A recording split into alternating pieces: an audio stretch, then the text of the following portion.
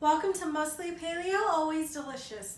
On this episode, watch me make cauliflower hash browns, creamy on the inside and so crispy on the outside. You won't be disappointed, so follow along and watch today. Hey guys, so for today's cauliflower hash brown recipes, here's everything that you're going to need. 24 ounces of cauliflower rice, which is the equivalent of 6 cups. We're just going to use the green part of 2 green onions, a 1/4 cup of tapioca flour, an additional 1/4 cup of tapioca flour with 1/2 cup of almond flour, 1 whole egg, 1/2 cup of cold water. It must be cold. And then we have 1/2 teaspoon each of pink Himalayan salt and black pepper. And then 1 teaspoon of granulated garlic, which you're more than welcome to use garlic powder. The first step in making the cauliflower hash browns is making sure that if you're using frozen cauliflower that it's thawed out and that it's not in clumps and that it's all nicely separated. And if you're using fresh cauliflower, that's fine as well. But the most important part is getting it into the oven because we're going to roast it. The reason we're going to roast it is so that most of the water from the cauliflower can be evaporated. We do not want to start with a wet cauliflower mix, and putting it in the oven helps a lot of that natural water that's in the cauliflower to evaporate and release, and then you start with a nice product. So what we're going to do is dump in our dried seasonings and then just give this a good mix.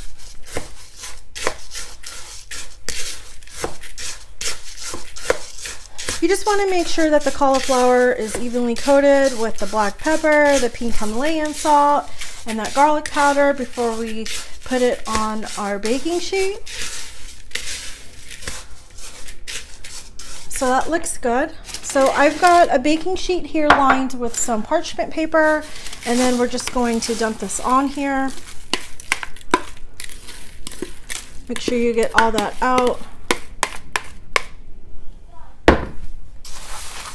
And then you just want to spread it out evenly, because again, the reason we are roasting the cauliflower is so that we can get all of the water out. And if you just dump it in here and you got cauliflower not spread out evenly, you're not allowing the water to escape. So we just want to make sure that this is good. And then we're just going to stick this into a 425-degree oven for about 15 to 20 minutes, depending on your oven. But you want us to start seeing the edges of the cauliflower will start to turn brown, and you'll know that it's roasted nicely, and that's when it's time to pull out. So let's get this in the oven. Here's the cauli rice right out of the oven. Mine cooked in the oven for 18 minutes. So you can see that it's right there. That's what you're looking for, is just the crispiness, the roastiness on the edge of the cauliflower rice. And then we just need to let this cool. I just like to pour it right back in the same bowl that I had the rice to begin with and let it cool in there. So my cauli rice is cooled down nicely. So now I'm going to go ahead and add my tapioca flour and almond flour. And then we're just going to give this a good mix. You want to make sure that the cauli rice is evenly coated by all of that flour.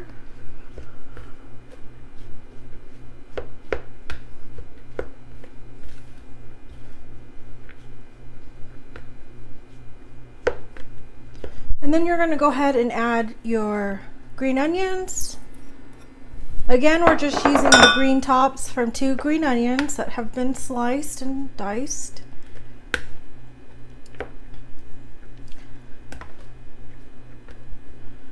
So as I'm mixing it, you can see that it's a little bit thick now. You can see that it wants to stick together, and that's exactly what you're looking for. But we need it to bind together just a little bit more so that the patties will hold their shape once we form them, and then they stay together after they've cooked as well. Here's my additional 1/4 cup of tapioca flour. So I'm just going to go ahead and add my water. Give this a good mix.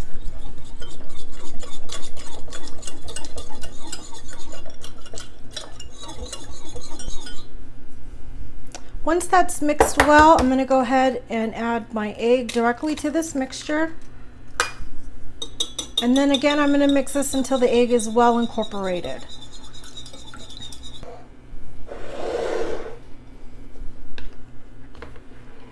So once that is incorporated, I'm going to start with only adding half of this mixture. And then we're going to give this a good mix.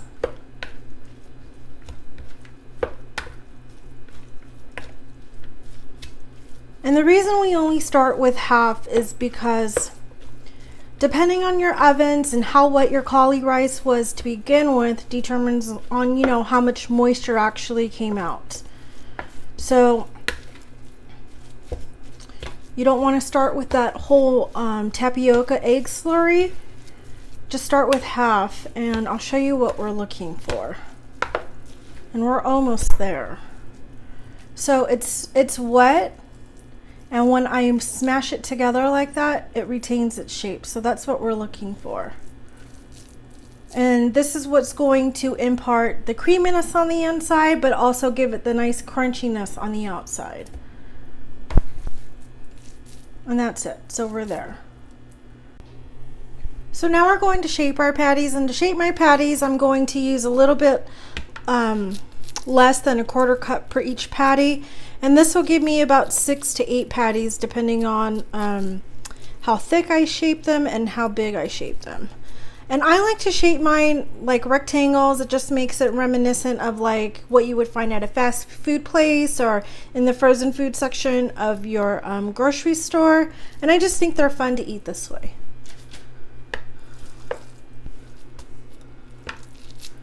So we'll just continue shaping these, and then once I shape them, I just put them on my baking sheet so that they can sit there until I'm ready to cook.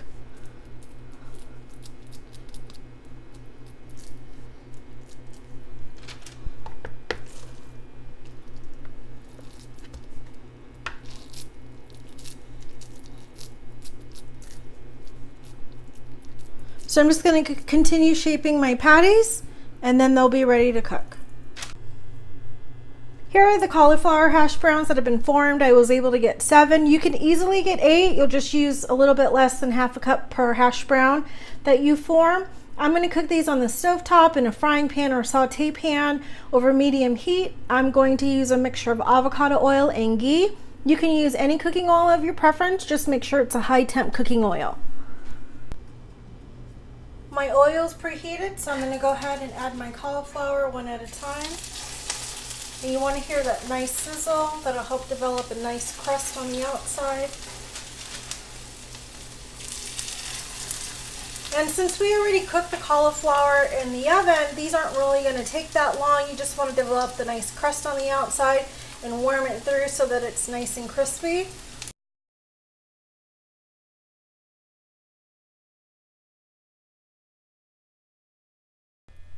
Here are the hash browns once they're cooked. You can see they have a nice golden crust and they hold up very nicely. You can see I can hold it very easily in my hand and it's not trying to break or fall apart. It's just very hot.